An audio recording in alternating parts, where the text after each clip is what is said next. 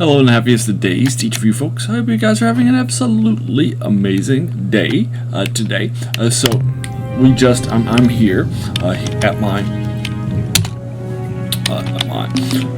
next Let's Play number 5 of the Ur-Quan Masters. The last couple of times I did mining runs, and then I did all the background information for this 1999 game. I'm playing the Ur-Quan Masters, which is a free version of it that was released about 10 years later in 2002.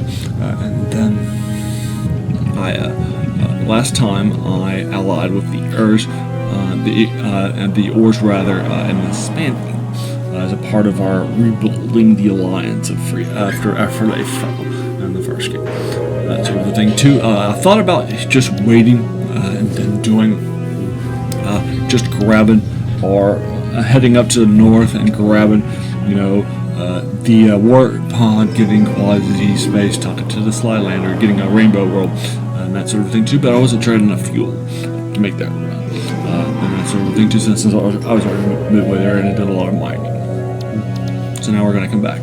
So I decided to take the second option. I grabbed the Rainbow World and that sort of a thing too. And then on the way here, I'm in Alpha Centauri right now. I'm about to talk and about this other stuff. To just set that? Let's do this stuff. Whoops, sorry about that.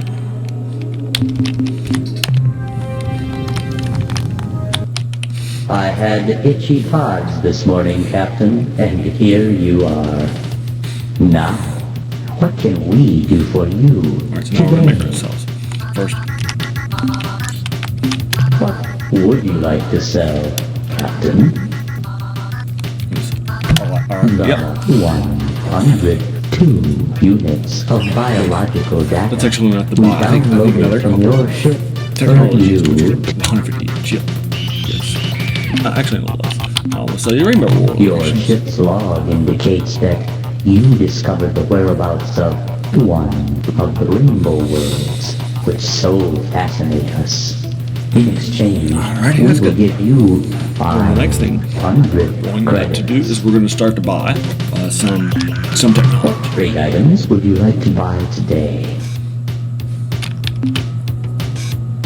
The technology we are now offering includes details on how to add point defense laser systems to your flagship. I would like to buy it. It's good stuff. These little babies are great for defense, but because of their limited range, they may not make a good offensive weapon. However, the more you build for your vessel, the more damage each laser strike will do. The technology we are now offering includes plans for building improvements to your planet landers, which make them resistant to hostile alien life forms. Now that we got that, we can actually start to do our hunting. Reinforcement procedures on your landers are complete. Now, provided your crew will stop putting their hands out the windows, they will be much better protected against hostile life forms.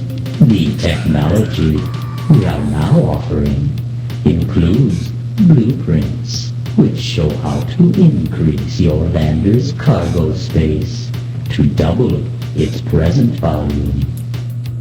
Done. I hope this makes your resource gathering more cost-effective, Captain. The technology we are now offering includes blueprints, which show how to add double-capacity fuel tanks. Yeah, we'll need that too. We hope that these improved tanks will make more module slots available on your flagship, which you can fill with other, more useful equipment. The technology we are now offering includes plans for improving the rate of fire on your lander's stun ray bolt beamer gun. I definitely want that. After some wild game, well, the changes we made should really make a difference. And that's it. Unless, of course, that wiring went in backwards, in which case we won't be able to shoot at all, or take off, for that matter. Don't worry, Captain. We stand behind our work. If something goes wrong, just bring it back to us, and we'll fix it pronto. The technology we are now offering includes details for building modifications to your planet landers, which make them resistant to earthquakes. I was on one. It's 100 each. What else? Leaving out, but the double shots and the immunity on our landers to creatures is definitely going to be useful. I can now get the show fix the kids. The show fix the main better. Is that on?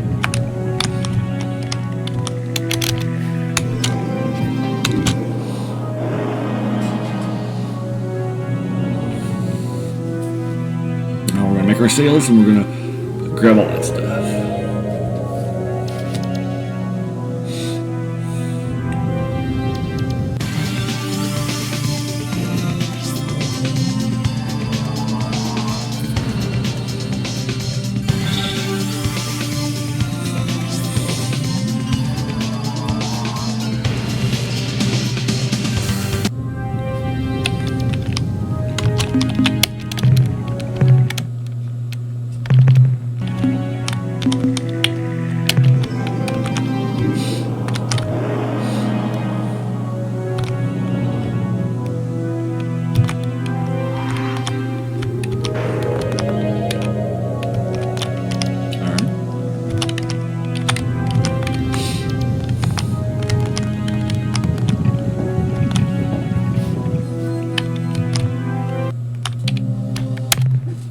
Captain, I'm glad you're back. I've been waiting to inform you of a new situation. Captain, a delegation of Spathi has just arrived here under orders from their High Council to form an alliance and assist you against the hierarchy. They have provided fabricator blueprint data for their eluder spacecraft and promise a steady supply of captains for as many ships as we build. Excellent work, Captain. Also, we have been invaded by an alien race calling themselves the Ors. Though so far, the invasion is a friendly one. The fish-like creatures have been stomping around the base in their robotic, walking exoskeletons, which look like combat vac suits, if you ask me.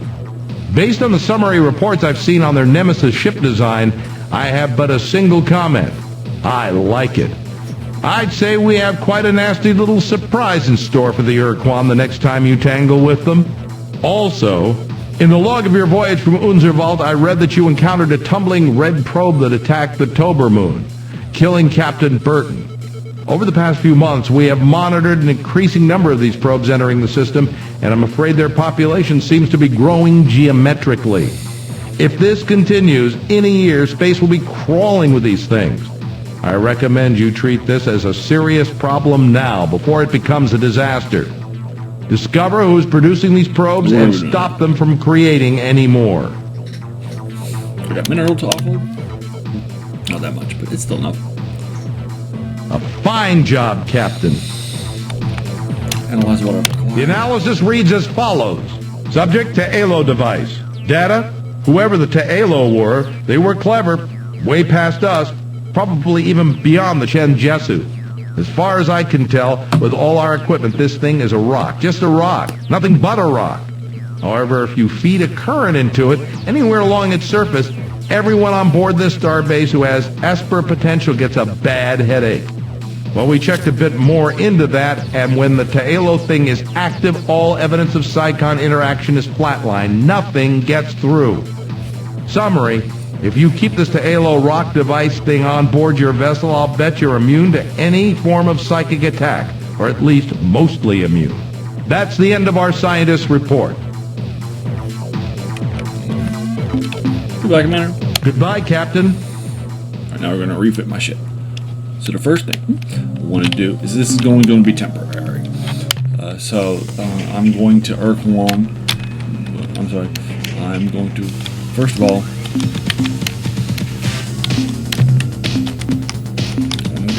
build this Spathi ship right here. Spathi cruiser, and then we're going to outfit it.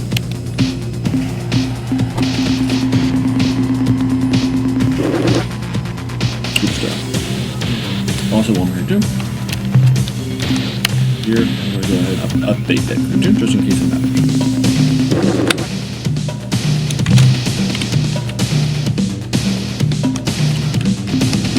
I should probably do another Spathy loot or two, but I want to wait to make sure I got enough money for my ship stuff first. Alright, so let's head back into the exiting of this menu, head to the outfitting of the starship. So we're going to module, we're going to sell this fuel tank, and the fuel. Actually, I should buy a fuel. And now we're going to buy one extra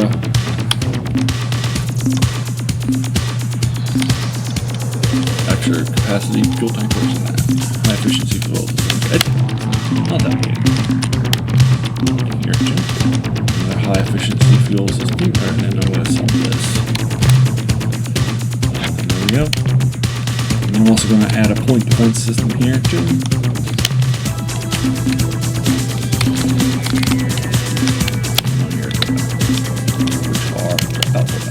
Now that I've finished that up, now we're going to add some fuel. Yeah, and so that's what I want to do, you know, all that stuff. I might not have enough actually for fuel because fuel's pretty pricey, getting up to 210.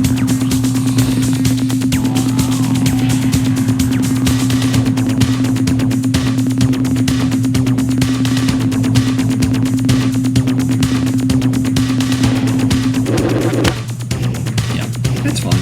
186 should be fine-ish, right? There's anywhere I can save it and everything. Alright, so we're going to go ahead and save it here.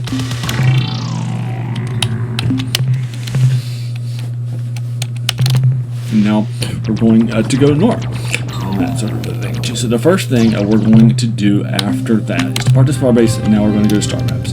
Basically, there are two places that we can go next. So the first place is Beta Pegasi, which is another of the Rainbow Worlds. Let me check and see if I can find where it is. Beta Pegasi. It's way up here.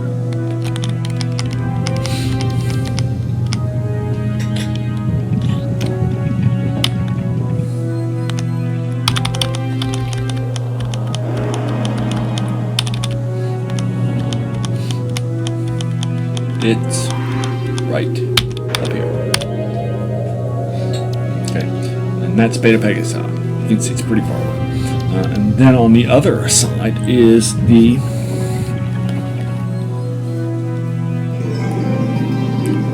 Alpha Pavonis 6. And Alpha Pavonis 6 is where the next where we get the warp pod, and then we'll need that in order to get QuasiSpace from the Yari. So that is, so whichever one's closer.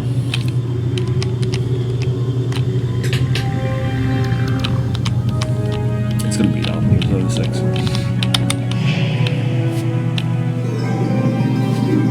think. Actually, I'm not sure. It's way up here.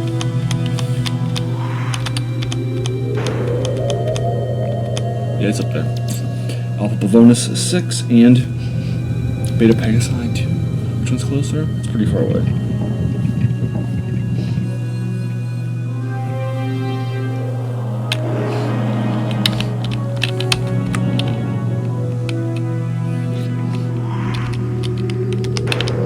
Beta Pegasi's closer. It is. So we're gonna head there.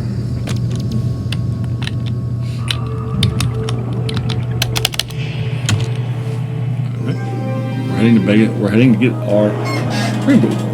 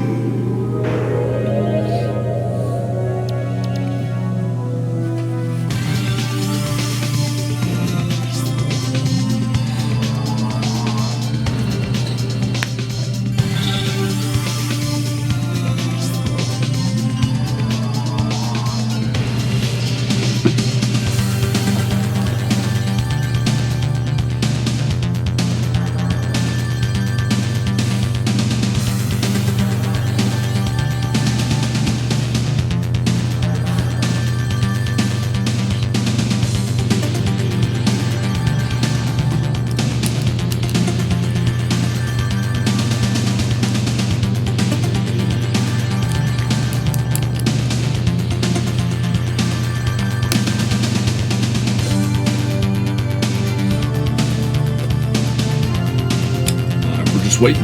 It's pretty far away, so about that.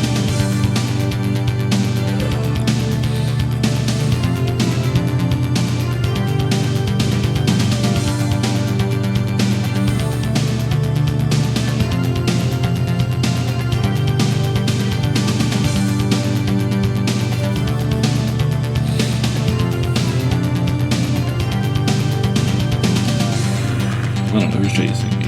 It might be a Slylandro, bro.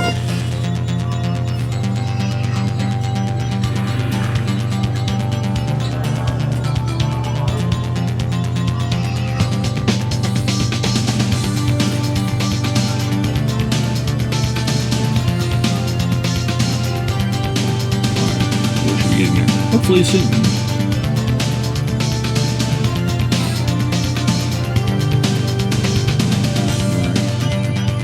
Just waiting. I'm waiting. Hopefully this is it.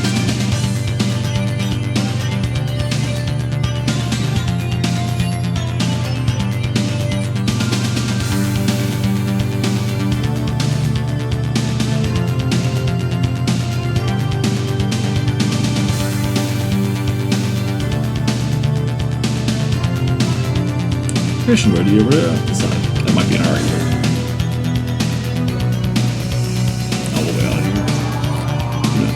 It could be outside.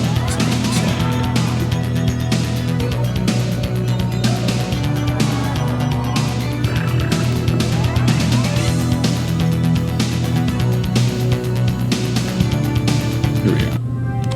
Not the same. Navigate. So you can show you what a rainbow world actually looks like, right? It's gonna be a little hot.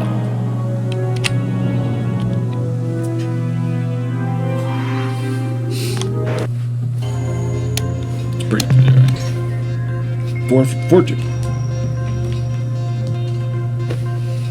Alright, so it's same.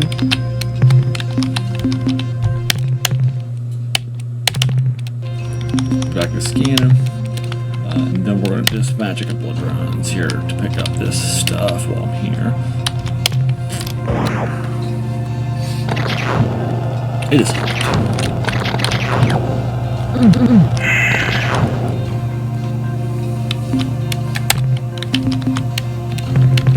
It is very hot. Unfortunately, I'm not yet. I'm not. I actually have talked about that.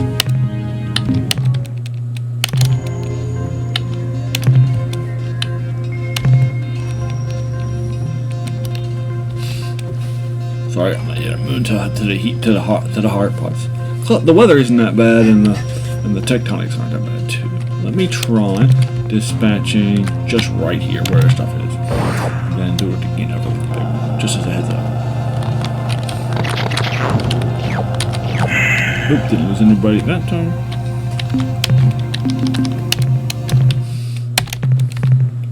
And then we'll try it right once more over here.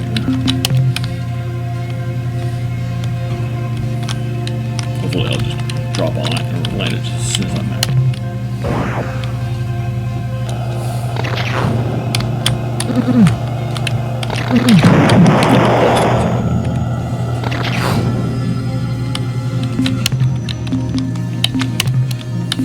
It is hot there.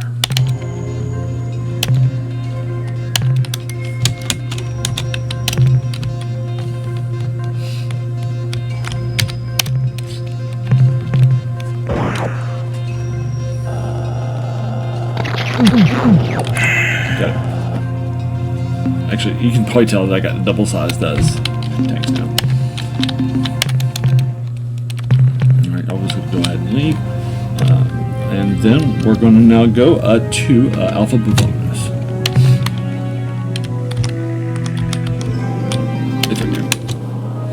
We're going to the 7th planet. This has a bunch of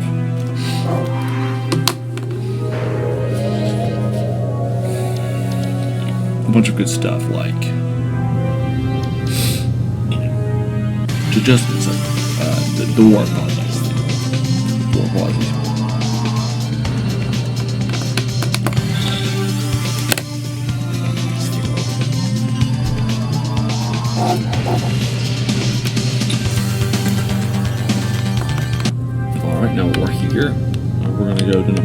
7, 2.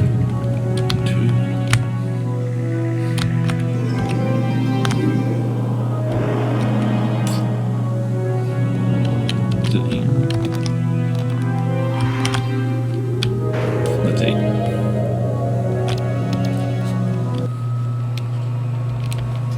Yeah, it's an Azure World. No bias here. That's pretty hot too. That's number 7, so we're going to do an 8. That's 7, 8. You have to put bonus 7.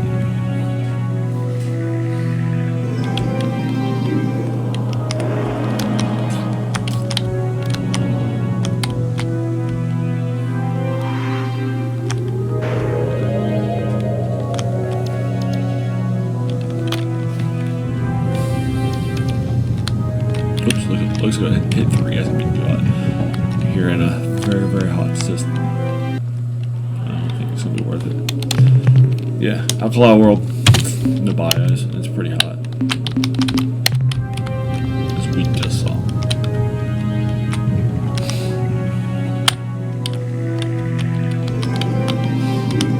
I think it's Yep, off of the bonus 7. Right there for you. The board. Minerals, energy, bio. Wait, I thought it was alpha bonus 7, isn't it? Wait, where's the? Let me try this again. I'll save it.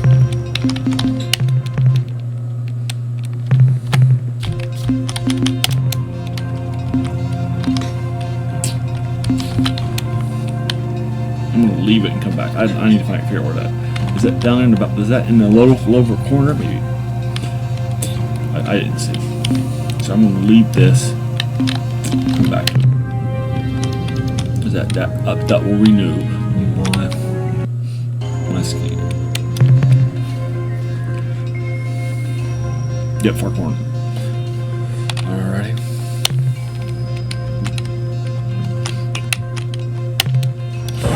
Let's juice some stuff down here. Hopefully this won't be too hot. Actually, it's very hot. You can see I'm definitely getting scorched.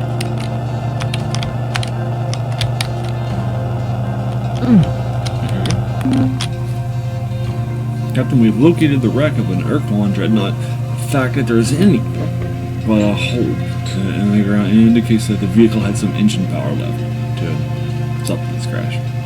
Most of the dreadnought is just so much alien junk. We have made holds for everything, but molds of everything. But I don't think it'll be enough much to anyone. But those egghead xenotechs back in their base. We have found only one piece of equipment, which is relatively intact. It is a huge hyperspace warp pod, the standard unit. I think we'll be bringing it on board. Since it's so hot, too, I just don't think we're going to be able to do anything with that. It's our last screw. We're going to head to talk to meet the Arrow.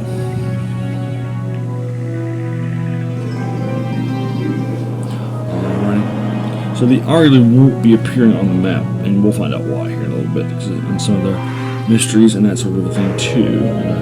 Save their coordinates here, just I'm just checking to make sure where it is. So star map.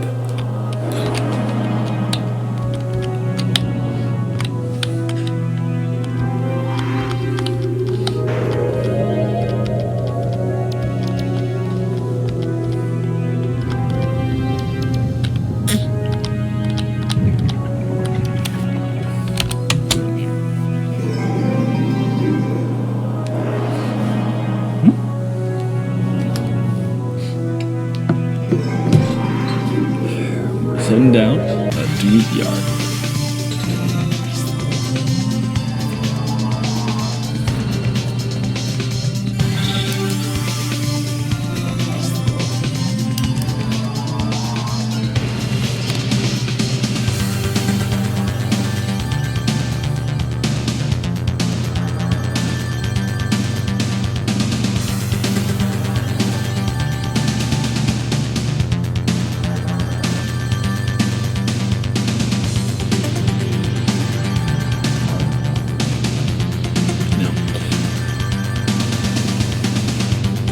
cutscenes already showing up.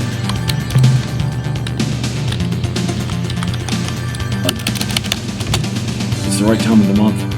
Hopefully we can do this immediately. If not, we'll have to wait. Hi, our ship. Now we're here. Now we are in QuasiSpace. Only for 3 days a month, from the 18th to the 21st, if I remember correctly. Now we are here. Starting, we're going to go over here to talk to the Arlo. Which I'm sure you'll like. Here we go.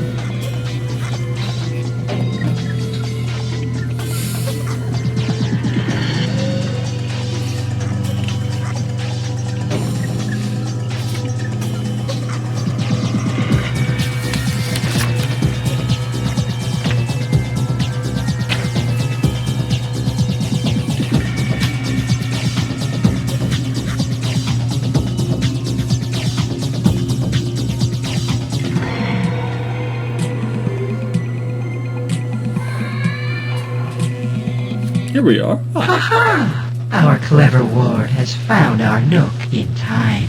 You are the first brave human. No others have made the trip. This is our home world, Falealarawfully, nestled safe in this true space eddy. The portal you pass through is a rarity, a natural point of interdimensional fatigue. We use these phenomena to speed our transit through the realities.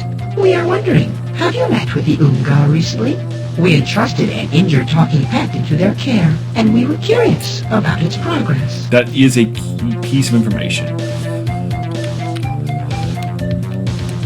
I forget myself. Of Sounds course like you you know don't know me. You are from Unzerwald, not Earth. We are, however, how shall I say, related. It has been many of your years since I have been to our planet Earth. We are known among your kind by many names, some of them flattering, some of them not. The one we use most often was given to us by the children of the Celts, a wonderful culture. They called us the Arilu Lalile.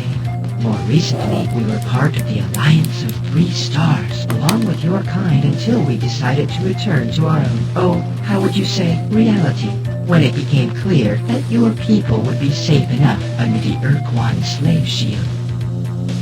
So what did happen at the end of the war? Forgive us if we forget the importance you attach to such events as this. Our context is infinitely broader than yours in scope, both in space and time. Nevertheless, to please you, I shall try to recall. Yes, now I remember. Here is the sequence. The Urquan fleets have moved through your solar system, and you are defeated. Your people make the choice not to fight with and for the Urquan. A shield is cast about your world. Your people are now safe. This makes us happy. The Armada departs your star system and moves toward the remaining Alliance members, ourselves, the Cyrene, the Yehat, and their adopted Shofixti. The Yehat and Shofixti withdraw to Delta Gorno, but they do not permit the Cyrene to follow. We are content with the flow of events and leave the area to return here. From our perspective, this sequence of events ends here. So what about the Urquan? What are they? Soon after the Urquan defeated the Yehat and imprisoned the Cyrene and Beetlejuice, their siblings arrived to initiate the doctrinal conflict. This battle continues as we speak. And that is the key of this game, the doctrinal one. What exactly have you been doing on Earth? You desire honesty. It is given. We have visited your world for many thousands of years into your species' past. We have changed things, made modifications. What did you change and modify on Earth and why? Our motives are multiple, our desires complex. Part of what we do on Earth is for your own protection. There are parasites, creatures who dwell beyond. They have names, but you do not know them. They would like to find you, but they are blind to your presence unless you show yourselves. The Androsynths showed themselves, and something noticed them.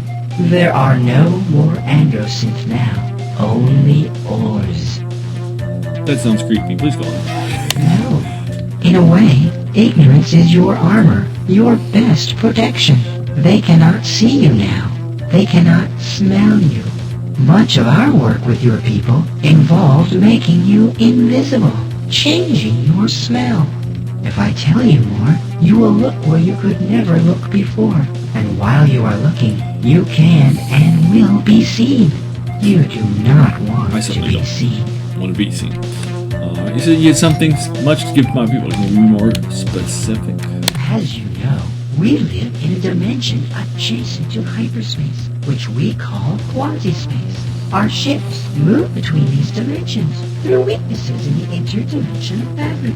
Although many such weaknesses, or portals, exist which lead from our dimension, QuasiSpace, to various locations in hyperspace, there is only one naturally occurring portal, which will transport a ship from hyperspace to QuasiSpace. We therefore find it convenient to generate our own portals artificially, with focused dimensional fatigue rays. As a sign of our long-standing relationship with your species, we would happily fit your vessel with a portal spawner of its own. But your ship is so massive, our units would be ineffective. However, we suspect you may find a sufficiently powerful warp pod, the key element in a portal spawner, in the wreck of the Ur-Quan Dreadnought on the 7th world at Alpha Bavonis. Bring that warp pod back here, and we will prepare a portal spawner for your vessel. Well, this is where you mentioned it. Now, I have obtained it from the Urquan. Right. Actually, we're going to start with you mentioned talking about how did you find it? We are an endlessly curious species, and we spend much of our time on, how should I say, reconnaissance missions. During one such trip, we witnessed the crash landing of an Urquan Dreadnought on the surface of Alpha Bavonis 7. Normally, when an Urquan vessel is disabled, it automatically engages self-annihilation circuits to prevent other species from learning the Urquan's technological secrets. In this case, however, these circuits must have failed. The Dreadnought did not disintegrate on impact. We landed to explore the wreckage, and were amazed to find a survivor, a talking pet. As you may know, the Urquan use these non-sentient creatures for the task of interspecies translation, a task the Urquan find ultimately demeaning. The talking pet was severely injured, and we did what we could for the poor creature, but it grew clear that without superior measures, the talking pet would die. We turned to the Unga, whom we have known for many centuries. Their bioscience skills are far superior to our own. The Unga promised to do what they could and let us know how the pet fared. We have not heard from the Unga since. Perhaps, if you are traveling through their stores, you could ask them for us. Alright. I have obtained the Urquan unit, the warp pod that's why you want What a surprise! As we have always said, humans are a most resourceful and clever species. We are so proud of you, but don't worry that you shall have to wait. We are prepared. Even now, our technical personnel are equipping your ship with a custom version of our portal spawner device. The device is usable only in hyperspace. Whenever it is activated, the spawner will focus several interdimensional fatigue beams adjacent to your vessel, opening a temporary hole into QuasiSpace. Move quickly through the portal. After your ship has passed into QuasiSpace, you can choose any of the nearby portals which lead back to hyperspace, thus saving you needless transit time. Be keenly aware of this fact. The spawner requires a great deal of energy to function. We estimate that each time you use the device, it will consume 10 of your fuel units. To 10 fuel units. I think, goodbye, my already friends. Goodbye, clever child. Now you know all that stuff that they had, all the background information. Now we're going to go talk to the Slylandro. So you can see here on the star map, there are a bunch of, these are the ways to leave QuasiSpace. And that's everything too. So I'm going to head near the Slylandro in the northwest of the map.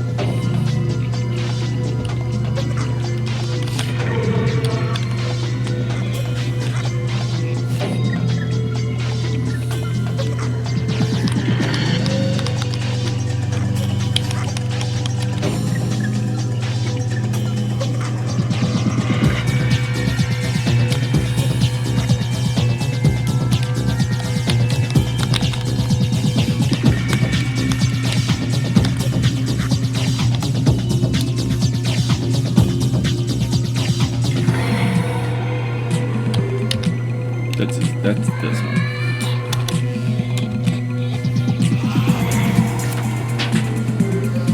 Yeah, I've printed out a copy of all the hyperspace maps for this. I don't have to look it up on. Look it up on.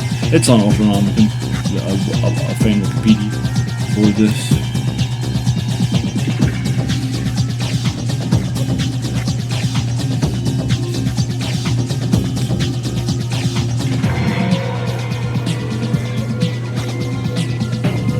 There we go. We should be here now. Star map. Yeah, you can see where the fourth one. Now we need to go to Beta Corpus. We're going to the fourth one. We're in Beta Corpus. It should be listed. Beta Corpus.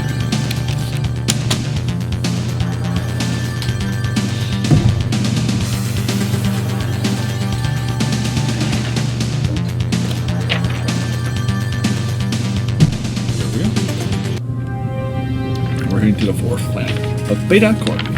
Okay, folks. Alright. I'll save it too.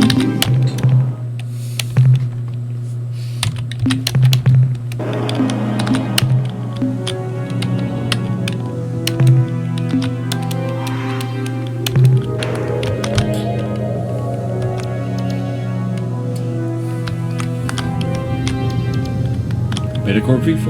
No, we're not. So normally people here would go to the moons in these systems. Let's invite you. Maybe there's going to be some minerals or something. No, just your way.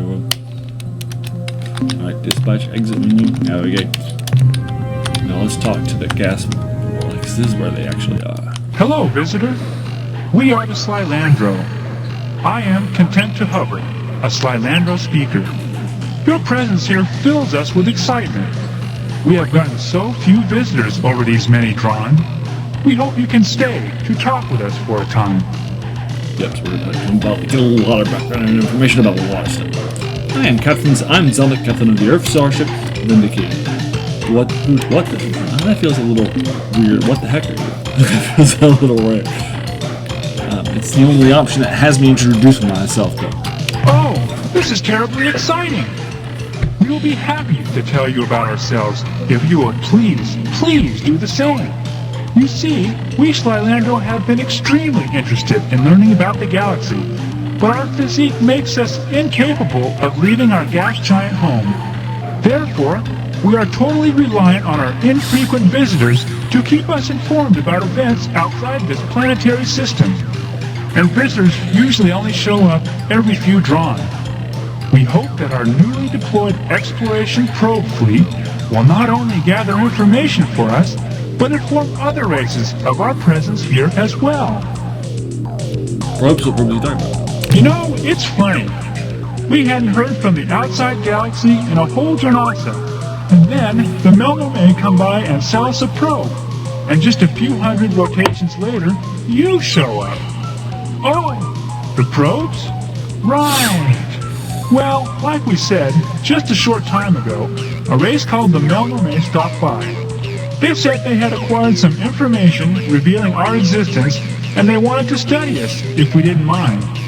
In fact, the Melno may said they would pay us for us to do so. I guess they are biology nuts or something. Anyway, in exchange for our information, they gave us a probe vessel. Tell us about the other races who visited you over the years. Years? Oh, you mean drawn? Well, let's see. There was the Melno May just a few rotations back. Then we go all the way back over 3 drawn ago to the Urquan and the other milieu guys. The Yuli and the Draw, I think.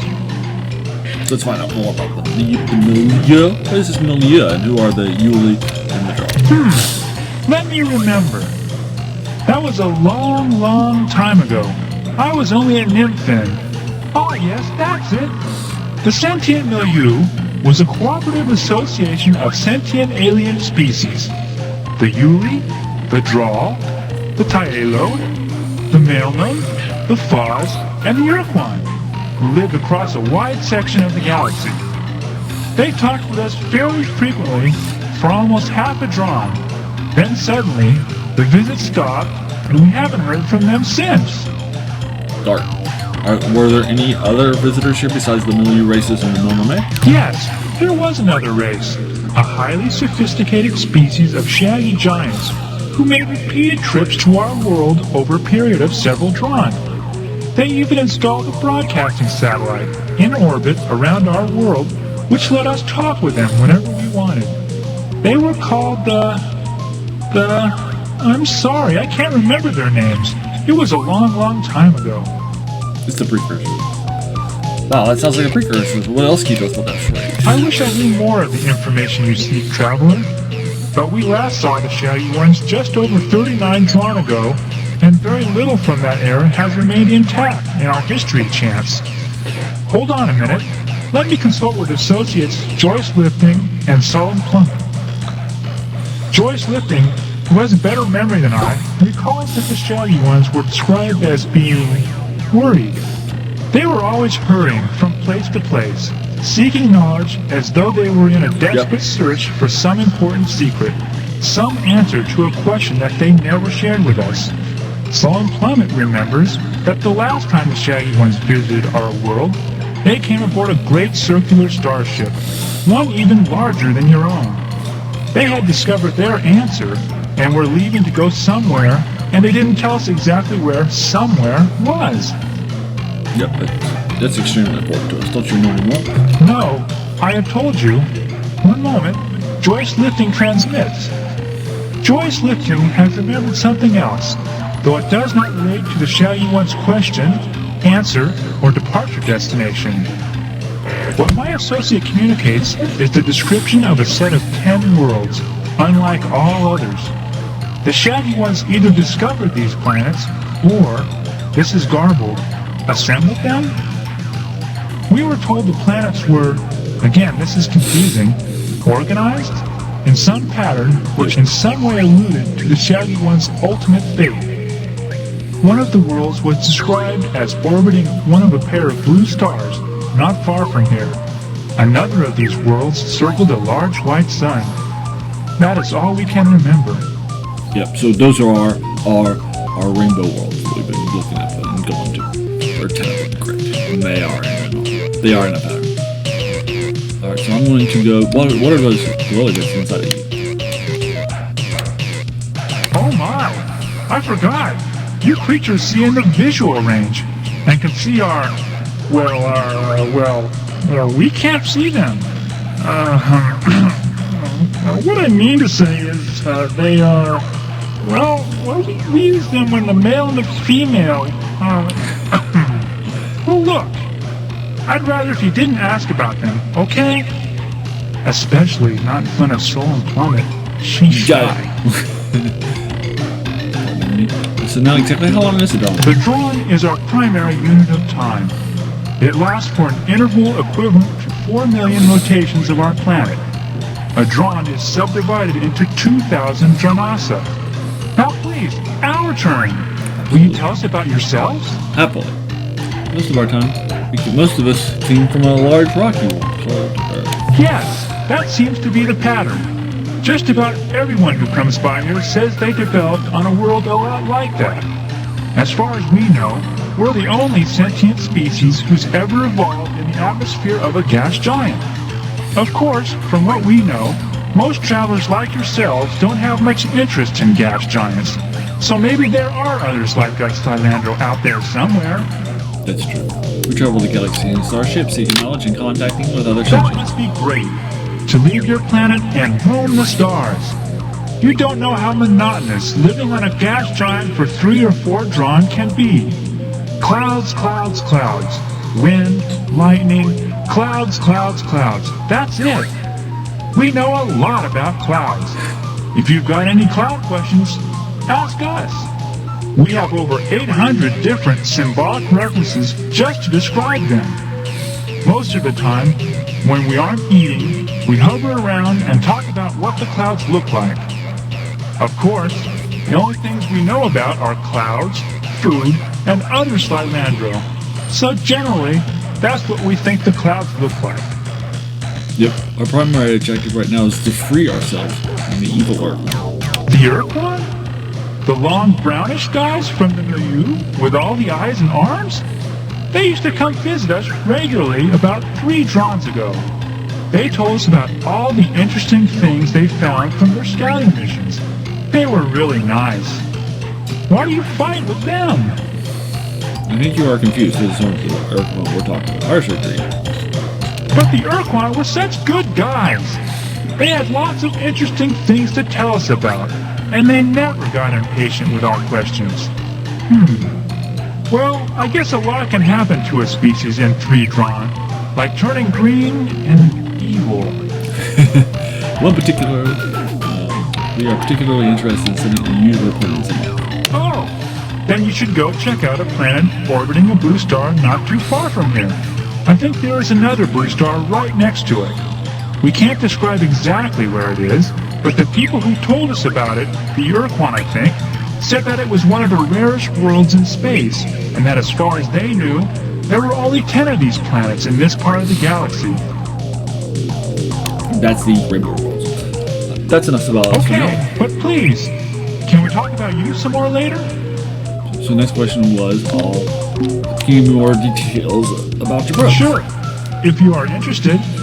In exchange for information about the life on Source, the Melnorme offered to give us a remote exploration probe. It would roam the galaxy gathering information and contacting alien races, and when it had filled its data storage units, it would return here and reveal to us everything it had learned. So why then do your probes attack our ships? Our probes do not attack. They have only defensive capabilities. Offensive behavior is not part of the instructions we programmed into the probe.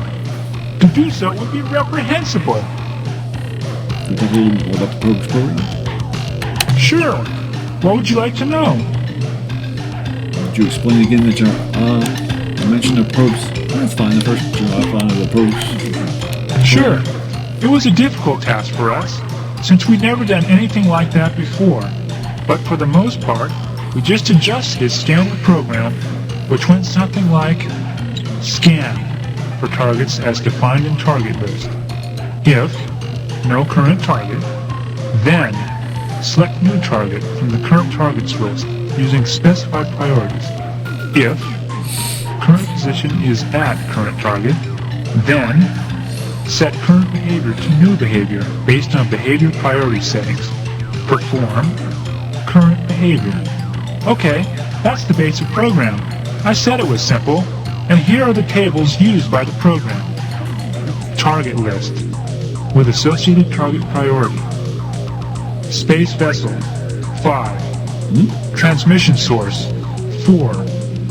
Astronomical anomaly, 3.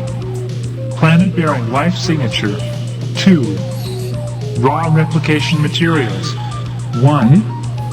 Probe behaviors, with assigned priorities. Communicate, 5. Record data, 4. Analyze data, 3. Seek replication materials, 999. Move to current target, 1. That's it. You mentioned before. That behavior was hard-coded by the Melnorme. We couldn't mess with it. Essentially, the probe will only fire its weapons if it has been attacked and cannot communicate with the attacker. And when defending itself, it uses its lightning weapon. No, the probe is armed with a battery of missiles. It doesn't use its electrical discharge device in combat. What missile batteries will always detect this lightning? That's impossible! It's inconceivable! The electrical discharge device is used only for breaking down raw replication materials into their component compounds for easy gathering. Let's talk more about this later on. Okay. You said, where did you say you got, what was the program's programming? From the Melnorme Traveler Traders.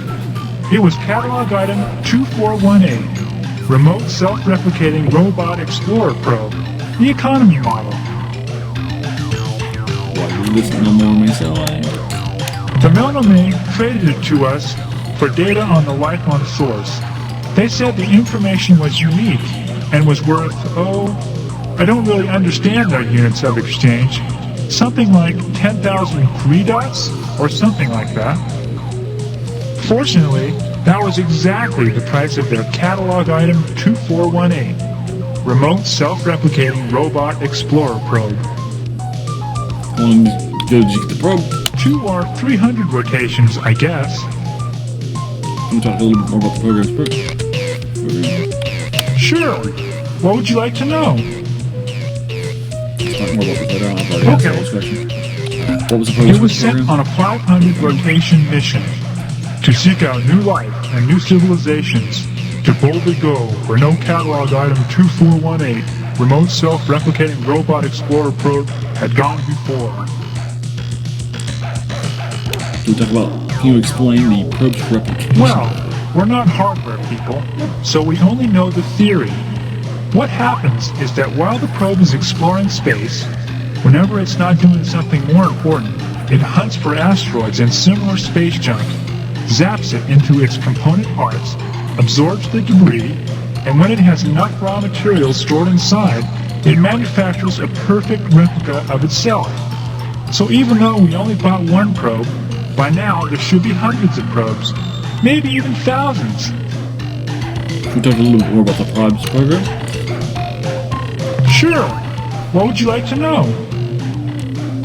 Just what, I think I already I'd be asked. glad to. You see, the probe has the capability to seek out raw materials. Yeah, I already did. And what priority did you assign to replication? Well, the factory setting was 2, in between movement at 1, and analyze data at 3. I told Joyce Lifting to set it a bit higher. Let me ask him what he set it to. Oh, my. That was a bit extreme, wasn't it? Joyce Lifting told me he changed it to 999, the highest setting on the dial.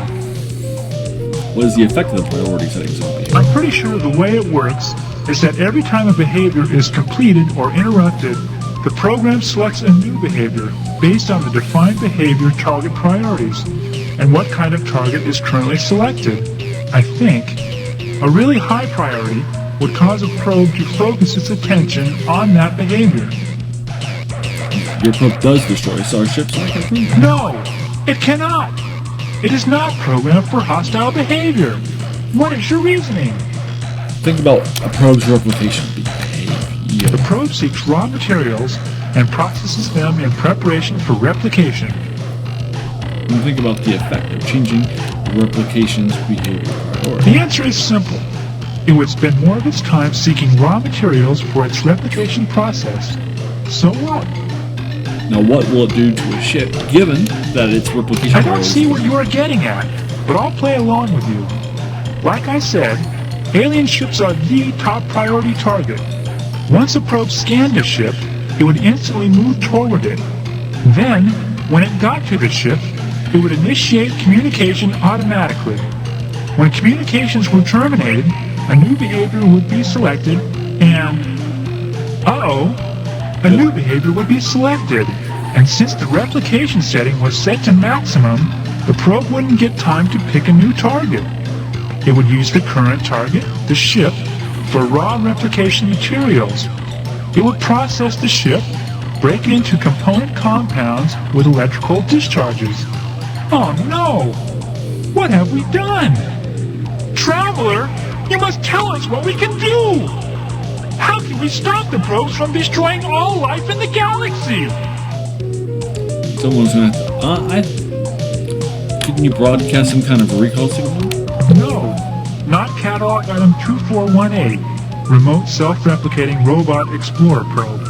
The model with the recall transmitter was catalog item 2419, and the Melnome said it was out of stock. I don't suppose you have some kind of mega self-destruct. Why yes, there is! You're a genius, Traveler! Why didn't we remember that? Oh, there's a problem though. How are we going to transmit the code? Well, while we ponder that problem, at least we can give you the code sequence. That way, if you run into a probe, you can destroy it without getting shot at. Alright, sounds good. Goodbye. Little Slylandro aspects. Goodbye, human fluid sack. Alright, so I'm going to save the game here in number 11. I think it will be a good place. Alright, so there we are. Alright, so and there we go. Next time I'm going to go use the using the hyperspace. I'm going to grab a bunch of the rainbow worlds, sell all the stuff to the Milrome, get all the updates and that sell everything too. Also might grab some fuel too because we're getting lower on my money, around money, that sort of thing. So we might also do some mining and that sort of thing too. After my letters are all updated and that sort of a thing too. So that'll be the next episode. Then after that, then I'll do the show fixie females and get the babies and that sort of a thing too. Since now I'm I might do that since I'm up here up in the north. I might just do that anyway. We'll see. But that's also coming up soon. So there you go. So check out all that good stuff. So let me know what you thought about this episode and all that stuff too. And there we go. And you can also, if you want to follow along, and I'm also doing some, reviews of old video games, that sort of a thing too. So if that sounds like your cup of tea, then do all the YouTube stuff like the subscribe button, the like button, all that stuff, all that good stuff, right? These things. And then I want to thank you so very, very much for just taking some time out of your day and investing it, right, and watching my video, because we all have so many things, right, that are happening in our lives, and we're pulled in so many different directions too, right? So in fact, you spent this time with me. That's incredibly humbling, and I appreciate that so very, very much. So thanks again, and have an amazing day.